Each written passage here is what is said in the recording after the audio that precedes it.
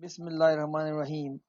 इस लेक्चर में हम बेसिकली फर्स्ट तो लीनियर ऑपरेटर पर ही बात करेंगे और उसके बाद हम साथ साथ लीनियर फंक्शनल्स और डुअल स्पेस पे भी बात करेंगे। यानी हमारे पास वी कोई vector space over some field F है और हमने कहा था कि अगर हम इस पे वो मैप टी ले लें जो वी से किसी W over same field vector space हो, तो हमने कहा कि अगर ये टी दो कंडीशन को सेटिस्फाई करे कि टी एडिटिव हो, यानी v1 plus v2 should be equals to T v1, ऐसे भी लिख सकते हैं इसको, प्लस टी v2 और T alpha v should be equals to alpha T v। Then हम इस टी को कहेंगे कि ये लीनियर ऑपरेटर है on vector space V F. ठीक है, अब नेक्स्ट हम कुछ जनरल रिजल्ट के बारे में बात करेंगे किसी भी लीनियर ऑपरेटर के पर। फिर उसके बाद साथ साथ हम ये कंटिन्यू करते हुए आगे चलेंगे और फंक्शनल डिफाइन करेंगे कि लीनियर फंक्शनल क्या होता है। लीनियर फंक्शनल एक्चुअली वो लीनियर मैप्स हैं जो कि वी एफ एक वेक्टर स्पेस से फील्ड में जाए एफ में। लीनियर मैप्स हैं या लीनियर ऑपरेटर हैं, लेकिन अब यहाँ रेंज स्पेस आपने फिक्स कर दिया कि वो फील्ड के अंदर जाने चाहिए, तो तब ये जो मैप है लीनियर ऑपरेटर है ये कहलाते हैं लीनियर फंक्शनल्स या लीनियर ये फंक्शनल्स कहलाते हैं। ठीक है, फंक्शनल्स। और फिर हम बात करेंगे space of all linear functionals की वी पर। वी पर बनने वाले तमाम लीनियर फंक्शनल की जो स्पेस है जो वो खुद भी एक वेक्टर स्पेस होगी और उसे हम वी स्टार या डुअल स्पेस ऑफ वी का नाम देंगे। ठीक है, हम इसको कंटिन्यू करते हैं जी। लीनियर ऑपरेटर के ऊपर ये वन ऑफ द डिफाइनिंग यानी रिजल्ट है कि हमारे पास फर्ज कीजिए कि ये कोई वेक्टर स्पेस है वी ओवर फील्ड एफ और टी एक लीनियर ऑपरेटर है, ठीक है, से डब्ल्यू में। ठीक है, तो ये जो पॉइंट है ना, ये पॉइंट ये जाएगा किसी पॉइंट, अगर ये v1 है, x1 है, तो ये होगा tx1, ये x2 होगा तो ये होगा tx2 एंड सो ऑन। ठीक है, तो हमने ये प्रूफ क्या करना है कि अगर t कोई लीनियर ऑपरेटर है तो पहला द रेंज स्पेस, ये जो रेंज स्पेस है ये रेंज स्पेस जो है ये एक वेक्टर सब स्पेस होगी। नंबर टू क्या है कि जो अगर आपके इस डोमेन स्पेस की डायमेंशन अगर कोई फाइनाइट डायमेंशनल है n है, कोई फाइनाइट डायमेंशनल, तो जी जो रेंज स्पेस की जो डायमेंशन होगी, dimension of the range space क्या होगी, वो लेस देन इक्वल टू, यानी मैक्सिमम वो n हो सकती है, n भी हो सकती है, उससे कम भी हो सकती है रेंज स्पेस की। और ये जो नल स्पेस होती है वो एक वेक्टर सब स्पेस होगी या वेक्टर स्पेस होगी। तो फर्स्ट हमने प्रूव करना है पहला कंपोनेंट। ले जी, हम पहला कंपोनेंट प्रूव करते हैं। ठीक है, टेक एनी y1 और y2 रेंज ऑफ t में से आ रहे, यानी हमारे पास ये w स्पेस है, वेक्टर सब space over the field f, ये हमारे पास वेक्टर स्पेस v है ओवर फील्ड f, ठीक है, और ये पॉइंट्स हैं जो डोमेन स्पेस में से आ रहे हैं। एफ टी कोई लीनियर मैप है, इसका ये इमेज है, इसका ये इमेज है, इसका ये इमेज है, और ये रेंज स्पेस है। इसमें से मैंने ये नाम रख लिया y1 और इसका नाम रख लिया y2। ठीक है, टेक अगर ये रेंज स्पेस में से हैं तो by the definition of the range space कोई ऐसे एलिमेंट्स होंगे x1 और x2 जो अंडर t इन y1 और y2 को हिट करेंगे, या जो इनका इमेज होंगे। यानी y1 जो होगा वो होगा एक्चुअली tx1 होगा, x1 का इमेज होगा। y2 जो होगा वो होगा tx2 होगा। हमें प्रूफ क्या करना है? प्रूफ करना है कि रेंज स्पेस जो है, ये रेंज स्पेस है, रेंज पे ये वेक्टर स्पेस है। तो वेक्टर स्पेस या वेक्टर सब स्पेस के लिए ये प्रूफ करना होता है कि तमाम पॉसिबल लीनियर कॉम्बिनेशन का आंसर उसके अंदर से ही आए। ये हमने प्रूफ करना है। हमने ये प्रूफ करना है कि alpha y1 plus beta y2 यानी y1 और y2 जो पहले से रेंज स्पेस के अंदर से लिए हैं, हर लीनियर कॉम्बिनेशन इनका दोबारा इसी स्पेस में बिलोंग करता है। ठीक है, सो यहां तक बात हो गई, क्लियर है। अब ये देखें x1 और x2 जो है, चूंकि ये x1 और x2 कहां से बिलोंग कर रहे हैं? ये डोमेन स्पेस से बिलोंग कर रहे हैं, और डोमेन स्पेस एक वेक्टर स्पेस होती है, तो इसका मतलब लीनियर कॉम्बिनेशन दोबारा दोबारा डोमेन स्पेस से ही बिलोंग करेंगे। ठीक है, ये वेक्टर स्पेस।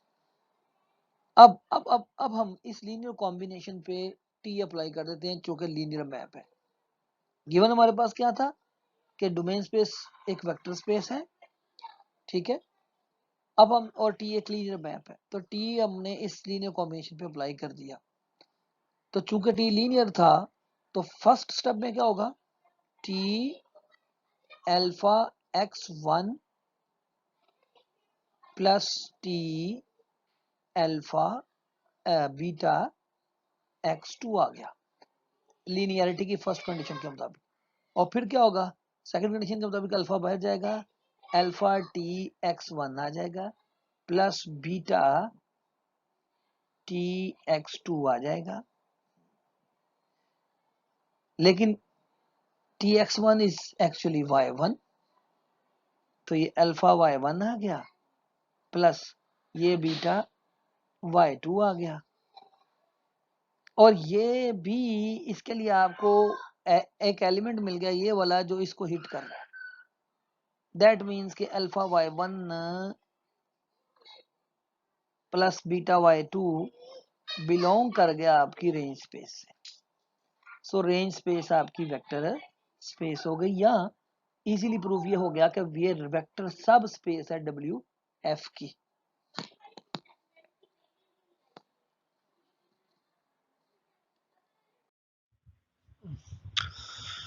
अच्छा जी, अब हम यहाँ पे प्रूफ करना चाहते हैं कि अगर आपके पास ये कोई लीनियर मैप है या लीनियर ऑपरेटर है from vector space V over field F to vector space W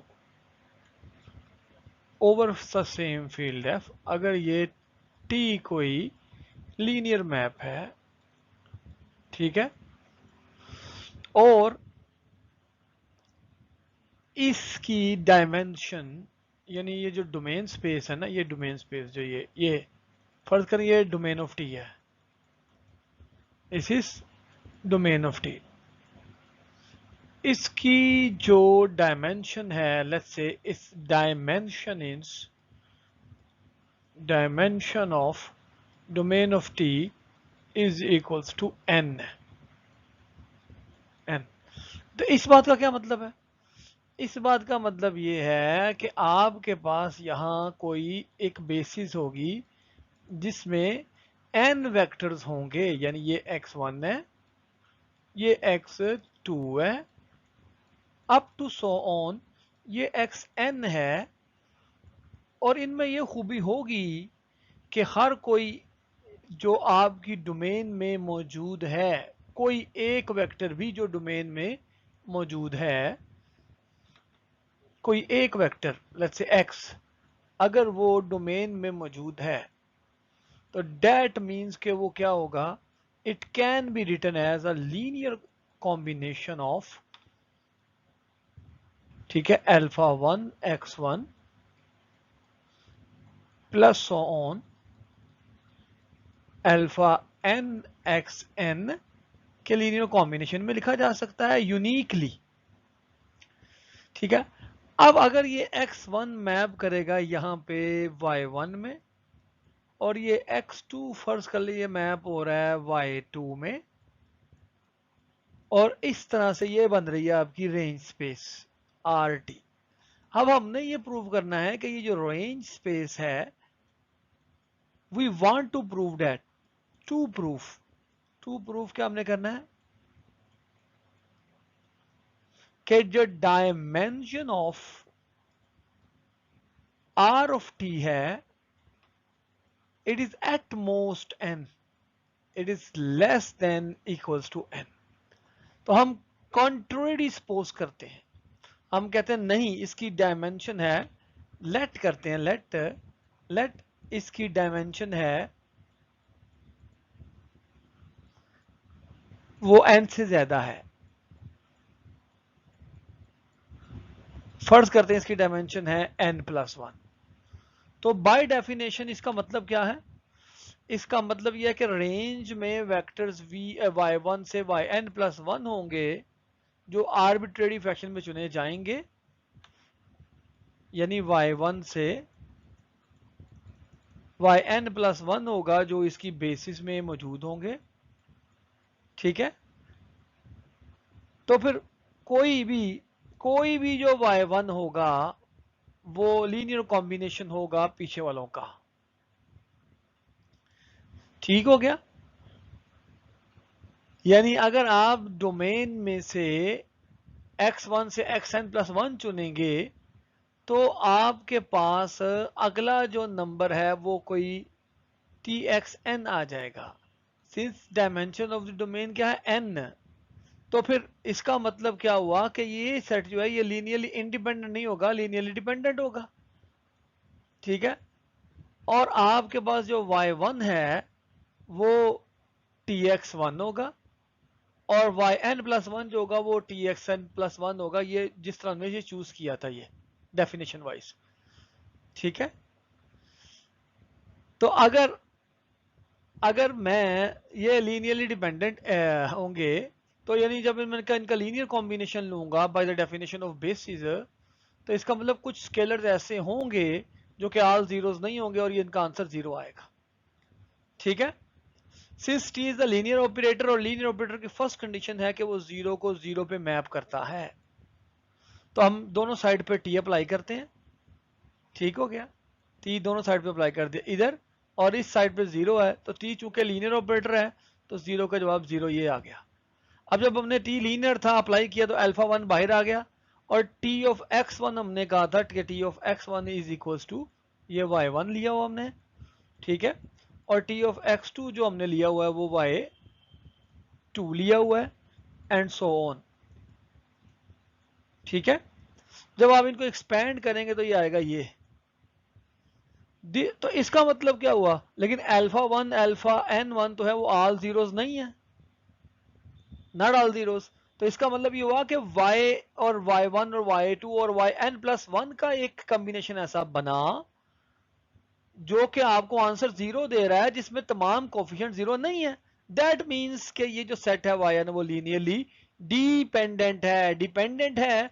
तो इसका मतलब इनमें से कोई एक वेक्टर ऐसा है जो बाकी के लीनियर कॉम्बिनेशन में लिखा जा सकता है। ठीक है, और ये जब डिपेंडेंट है तो ये क्लियर हो गया। डिपेंडेंट होने का मतलब क्या है कि आपके ये जो y1 से yn+1 है वो इसकी बेस नहीं बन सकती, क्योंकि बेस में तमाम के तमाम लीनियरली इंडिपेंडेंट होने चाहिए। ठीक है, तो आपको पता होगा कि RT जो है वो हमने y1 को जो सबसेट था वो आर्बिट्रेरी चूज किया था, y1 y2 कोई और भी ले लें, जब उनकी वैल्यू n+1 से ज्यादा होगी तो वो डिपेंडेंट होंगे। It means So we conclude that ROT has no linearly independent subset of n plus 1 or more elements, यानी वो डिपेंडेंट होंगे। तो इसका मतलब ये हुआ कि बाय द डेफिनेशन, तो इसका मतलब ये हुआ कि डायमेंशन ऑफ आर टी या तो एन होगी या उससे कम होगी, क्योंकि इससे एक ज्यादा कर देंगे एलिमेंट तो उन वो लीनियरली डिपेंडेंट बन जाएंगे। है सो ये फैसला हुआ कि रेंज की डायमेंशन या तो एन होगी या उससे कम होगी।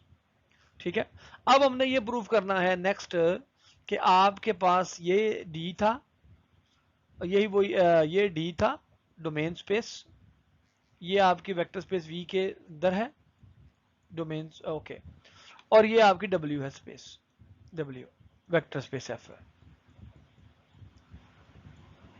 ठीक है, और ये आपका रेंज स्पेस है, और ये मैं दे रहा हूं नल स्पेस। नल स्पेस क्या है? वो एलिमेंट्स जो कि एग्जैक्टली सिर्फ और सिर्फ जीरो पे मैप कर रहे हैं, ये डोमेन नहीं है, डोमेन में पूरी की पूरी वी एफ को कह रहा हूं, तो ये है नल स्पेस। अब हमने ये प्रूव करना है कि ये नल स्पेस भी एक वेक्टर सब स्पेस है वी की।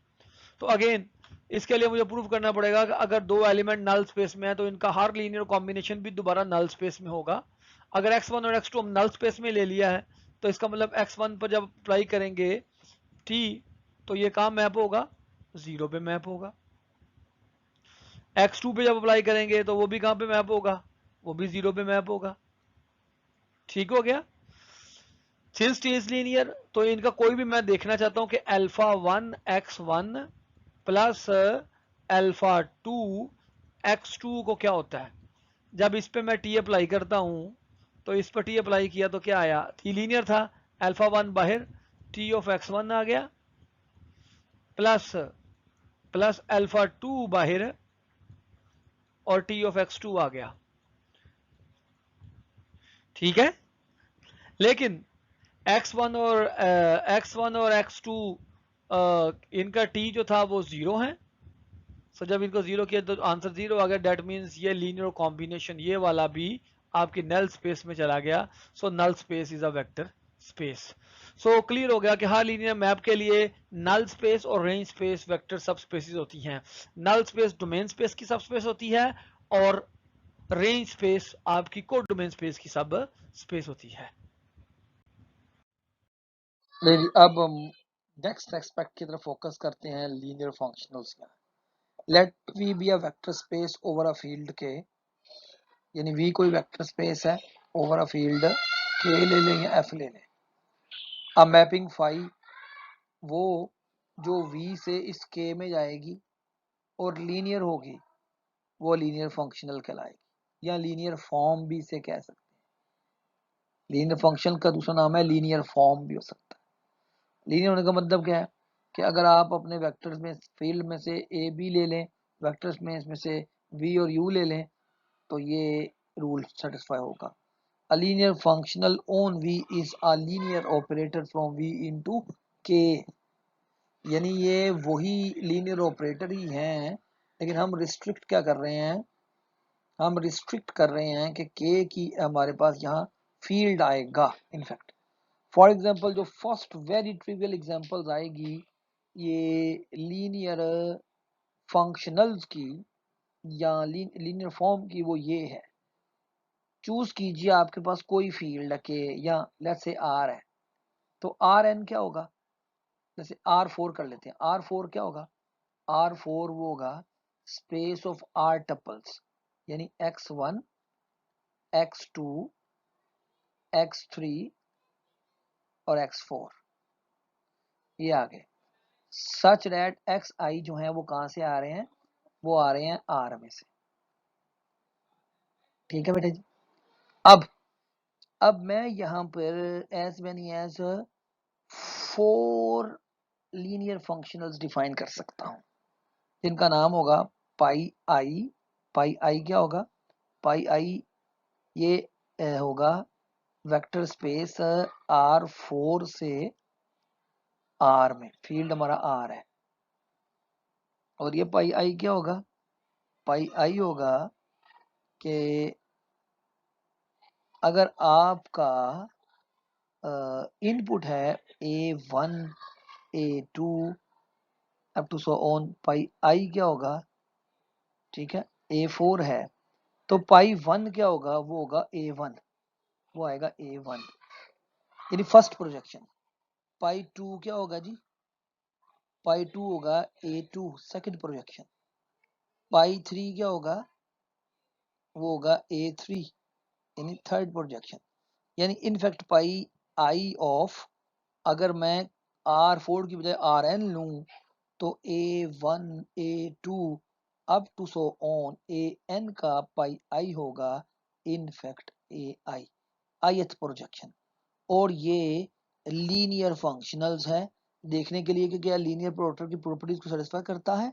चेक करें, हम Rn के अंदर से दो वेक्टर लिए, ये और ये, ठीक है। तो इनको जब आप ऐड करेंगे तो जवाब क्या आएगा, A1 plus B1 up to so on, और के वी क्या आएगा, स्केलर मल्टीप्लिकेशन।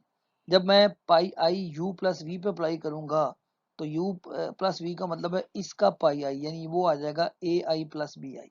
लेकिन ए आई क्या है, वो तो पाई आई ऑफ यू है, और बी आई क्या है, वो पाई आई ऑफ वी है।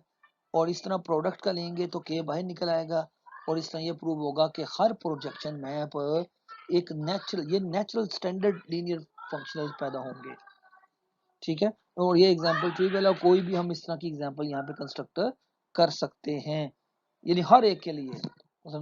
अगर हम C2 ले लें, तो C2 से C तक हम दो प्रोजेक्शन कंस्ट्रक्ट कर सकते हैं, एक होगा पाई 1, ठीक है, और एक होगा पाई 2, और ये दो फंक्शनल्स कहलाएंगे, linear functionals. Let V be vector space of real continuous function on an interval, यानी ये है C इंटरवल A से B में फंक्शंस की स्पेस है, ठीक है। ओके, और J मैं डिफाइन कर रहा हूं from this to C, let's say C की बजाय मैं रियल कंटीन्यूअस फंक्शन ले रहा हूं, ओके, है ये रियल कंटीन्यूअस फंक्शन, ये C कंटिन्यूटी के लिए है, तो R, और डिफाइन क्या कर रहा हूं कि ये J, अगर मैं इसमें से कोई फंक्शन F लूंगा, तो क्या आएगा इसका, ये इसकी लिमिट्स होंगी, ये लो लिमिट होगी, ये अपर लिमिट होगी, A से B f of t dt। और चूंकि ये डेफिनेट इंटेग्रल है, तो जवाब कोई रियल नंबर आएगा, सो आंसर R में बिलोंग करेगा, तो ये फंक्शनल का रोल प्ले कर सकता है अगर ये लीनियर होगा। तो प्रूफ कैसा है, अगर दो J अप्लाई करेंगे तो वो आएगा A से B f of t plus g of t dt, तो इंटीग्रेशन अलग अलग हो जाएगी, और ये J ऑफ f और J ऑफ g आ जाएगा। और कोई कांस्टेंट मल्टीप्लाई हो तो कांस्टेंट इंटीग्रल से बाहर चला जाएगा, स्केलर। और ये हमारे पास प्रूफ हो गया कि ये space of all continuous functions के अंदर जो डेफिनेट इंटीग्रल है वो एक लीनियर फंक्शनल है, ठीक है। ये हमने एक एग्जांपल दे दी। अब ये नेक्स्ट एग्जांपल ये मैंने पहले भी एक्सप्लेन की थी ट्रेस की। Let V be the vector space of n square matrices, यानी v जो है मेरे पास, उसे आप m n भी कह सकते हैं, m n ओवर, चले r कह लें, चले ओवर की k कोई फील्ड है, कॉम्प्लेक्स स्क्वायर मैट्रिसेस भी हो सकते हैं, रियल स्क्वायर मैट्रिसेस भी हो सकते हैं। और t जो है वो यहाँ से k में जाएगा, और है क्या है ये, अगर t के अंदर मैं कोई स्क्वायर मैट्रिक्स दे दूं A11 up to so on, A21 up to so on, A2n आएगा यहाँ पे, ठीक है। यहाँ आएगा n1 आएगा, और यहाँ आएगा ann। तो इसका जो मैं डिफाइन कर रहा हूँ वो क्या है, वो है summation i from 1 to n a i, यानी इन डायगोनल एंट्रीज का सम, ये ट्रेस कहलाता है, ठीक है। तो ये ट्रेस ये डिफाइन है। अब ये देखना है कि ट्रेस जो है ये लीनियर मैपिंग है, तो प्रूफ आसान है। पहले trace of A plus B क्या होगा, trace of A plus trace of B, ठीक है। आप सिंपल इसको कोई भी A11 का मैट्रिक्स लेके ये बातें दोनों प्रूफ कर सकते हैं, ठीक है। तो ये ट्रेस एक लीनियर फंक्शनल है on space of all square matrices, ये एग्जांपल हमने पहले की थी, लेकिन वो 2x2 का केस था और ये स्टैंडर्ड जनरल केस है एक लीनियर फंक्शनल का। ठीक है, अब इस स्लाइड में हम एक काउंटर एग्जांपल प्रेजेंट कर रहे हैं कि बहुत फेमस एक map let V be base again n square matrix है ओवर के। ठीक है, और डी हमने अभी भी मैप डिफाइन किया जो वी से के में है, द डिटर्मिनेंट फंक्शन। तो अब हमने बताना है कि डिटर्मिनेंट फंक्शन जो है वो एक लीनियर फंक्शनल नहीं है, यानी मैप लेगा एक मैट्रिक्स स्क्वायर मैट्रिक्स, जवाब देगा डी मैप है again from M n of over some field K. तो आप इसका डिटर्मिनेंट निकालते हैं तो ये के में जाता है, फील्ड के अंदर एलिमेंट आते हैं, इसका रिजल्ट आता है, लेकिन ये लीनियर नहीं है। फॉर एग्जांपल अगर हम एम टू का ही केस देख लें, 2x2 square matrix over R ही देख लेते हैं, तो अगर ये लीनियर होता तो लीनियर होने के लिए फर्स्ट कंडीशन ये सेटिस्फाई होनी चाहिए थी ना तमाम मैट्रिसेस के लिए। तो D of A plus B should be equal to D of A plus D of B. ठीक है, लेकिन अगर मैं ए ले लूं 1 0 0 0 और बी ले लूं 0 0 0 1, तो डी ऑफ ए 0 आएगा, डी ऑफ बी 0 आएगा। तो फिर आप कैलकुलेशन करके देख लें कि D of A plus B जो कि डी ऑफ 1 आता है, जो 1 आता है, लेकिन ये आंसर सेम नहीं आ रहे। Hence determinant is not a linear functional. Next बेटा जी मैं डिफाइन करने लगा हूं एक नई space that is called dual space. क्या है भाई डुअल स्पेस? अगर आपके पास एक standard vector space V over F है, ठीक है, और आपने क्या किया, आपने तमाम लीनियर फॉर्म्स या लीनियर फंक्शनल्स कंस्ट्रक्ट किए इसके ऊपर, स्पेस के ऊपर। वो लीनियर फंक्शंस अल्फा हैं या लेट्स से कोई भी नाम इनका रख सकते हैं, लेट्स से वो लीनियर फंक्शन फाई हैं। तो कलेक्शन ऑफ ऑल दीज फाइज जो हैं वो एक नई वेक्टर स्पेस बनाएंगे, इस V के ऊपर एक नई वेक्टर स्पेस बनाएंगे, उनका नाम होगा VF। उसके ऊपर मैं स्टार डालता हूं, ये ले, that is the dual of V। वो क्या होगा? वो होगा फंक्शंस फाई, ऑल फंक्शंस कहां से? वो आएंगे फ्रॉम VF से F में, और क्या होंगे ये? वो लेंगे कि फाई क्या होंगे? फाई लीनियर होना चाहिए, लीनियर ऑपरेटर होना चाहिए। तो फिर ये बनेगी डुअल स्पेस ऑफ V। यानी कि आपके पास एक वेक्टर स्पेस पहले से मौजूद है, आप उस पहले से एस्टेब्लिश्ड वेक्टर स्पेस के ऊपर एक नई वेक्टर स्पेस फॉर्म कर रहे हैं, और वो वेक्टर स्पेस उस वेक्टर स्पेस की डुअल कहलाती है। ठीक है, डुअल स्पेस ऑफ V, और it is denoted by V star. चूंकि ये वेक्टर स्पेस है, तो वेक्टर स्पेस को जानने के लिए यही काफी है कि आप इसकी डायमेंशन जान लें कि इसकी डायमेंशन क्या है, मगर बाकी तमाम एलिमेंट्स इसी के अंदर एलिमेंट्स जो आ रहे हैं उनका लीनियर कॉम्बिनेशन कहलाएंगे जो बेसिस में मौजूद है। ले जी, अब इसमें हम एक एग्जांपल दे रहे हैं, वैसे तो हम बहुत सी एग्जांपल इसमें करेंगे कि आपके पास फाई एक ऐसा एलिमेंट है जो कि R2 के डुअल में मौजूद है, R2 के डुअल में है। तो इसका मतलब ये फंक्शनल है, एक लीनियर फंक्शनल है। और ये ऐसा है कि जब तो फंक्शनल है तो क्या करेगा ये?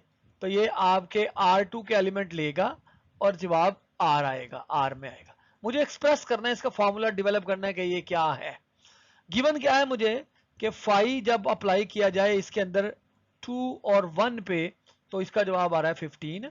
फर्ज कर लें ये एक ऐसा फंक्शनल है जो 2 1 पे अप्लाई होता है एलिमेंट तो 15 देता है, और जब ये अप्लाई होता है 1 माइनस 2 पे, तो लेट्स से ये देता है -10। इस तरह का एक शॉर्ट क्वेश्चन पेपर में आपसे पूछा जा सकता है। जरा फाइंड तो करें कि आपके फंक्शनल की एक्सप्रेशन क्या है। ठीक है, मैं कहता हूं फर्ज कीजिए, ठीक है, अब देखें गौर से,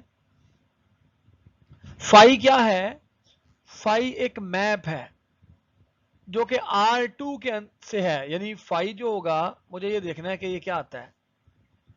ठीक है, लेट्स से फाई जो है, फर्ज कर लेते हैं अ रो वेक्टर है, और गिवन क्या है कि जब फाई अप्लाई होता है, लेट्स से फाई, इसका नाम फर्ज कर लें ये ए बी है, ये ले, ये फर्ज कर लिया। तो फाई जो मैंने ए बी रखा है, ए कोमा बी रखा है, वो जब 2 1 पे अप्लाई होता है तो जवाब आता है 15। ठीक है, तो इस एप्लीकेशन का मतलब ये होता है कि ये 2a plus 1b is equals to 15। ये क्वेश्चन नंबर 1 बन गई। ठीक है, सिमिलरली क्वेश्चन नंबर 2 क्या है, वो ये है। इन दोनों को आप सॉल्व करें तो यहां से a ये आ गया, b ये आ गया, तो फाई आपका ये है 4 7, यानी ये फाई है। ठीक है, क्लियर है यहां पे। इसका एक और तरीका भी हो सकता है कि मैं इसको ऐसे लिखूं, ये ले, phi of 2,1 is equal to 15। तो इसको मैं फर्स्ट स्टेप में ऐसे लिख सकता हूं, गौर से देखें। फाई ऑफ इस 2,1 को मैं लिखता हूं 2 इंटू 10 प्लस 1 इंटू 01, यानी मैं इनको R2 की बेसिस में लेके जा रहा हूं। इट इज इक्वल टू 15 आ गया। ठीक है, यानी फाई ऑफ 2E1 प्लस ये E2 है, standard basis of R2, that is 15। यहां से फाई चूंकि लीनियर है तो यहां पे क्या आएगा जवाब, 2 phi of E1 plus phi of E2 is equals to 15। This is equation number 1। ये क्वेश्चन नंबर 1 आ गई।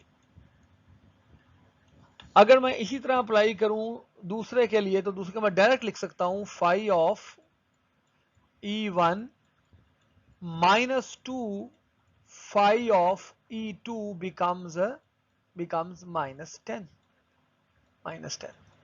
अब जब हम इन दोनों को सॉल्व करता हूं मिला के, तो मुझे पता लग जाता है कि फाई ऑफ E1 क्या है, और तो फाई ऑफ E1 बिकम्स, इनको आप ऐड या लेस करके सॉल्व करें तो फाई ऑफ E1 आपका 4 आता है, और फाई ऑफ E2 आपका, ये स्टैंडर्ड प्रोसीजर है, लेट्स से 7 आता है।